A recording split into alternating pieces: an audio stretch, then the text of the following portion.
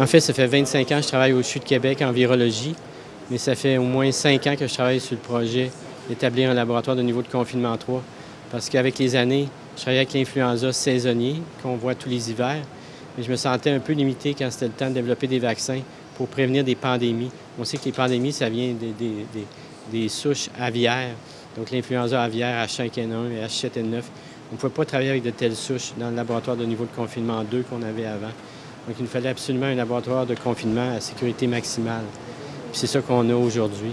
Donc, c'est la grosse différence. On va pouvoir travailler aussi avec des coronavirus, comme le coronavirus chinois. Ça, c'est vraiment quelque chose qui était inattendu. Le SRAS aussi, les leçons à tirer du SRAS pour le nouveau coronavirus, on va pouvoir travailler avec ces virus-là. Il n'y a pas juste notre équipe qui va travailler ici, il y a plusieurs équipes. Une équipe d'un de mes collègues, le Dr Michel Bergeron, qui s'intéresse plus au diagnostic. Nous, on s'intéresse plus aux antiviraux, trouver des antivirus comme pour les antibiotiques, mais pour les virus, trouver des antiviraux qui vont inhiber la multiplication du virus. Puis il y a d'autres collègues qui travaillent sur le développement de vaccins. Alors, ça va être des projets différents, reliés à des pathogènes émergents, qui ont trait soit au diagnostic, au traitement ou à la prévention avec des vaccins. Moi, je pense que ce qu'on voit avec le coronavirus, ça illustre bien le potentiel épidémique et pandémique des virus. Je pense qu'on va en voir de plus en plus parce qu'il y a de plus en plus de gens, il y a aussi de plus en plus d'animaux, de plus en plus de contacts, surtout en Asie, entre les animaux et les personnes.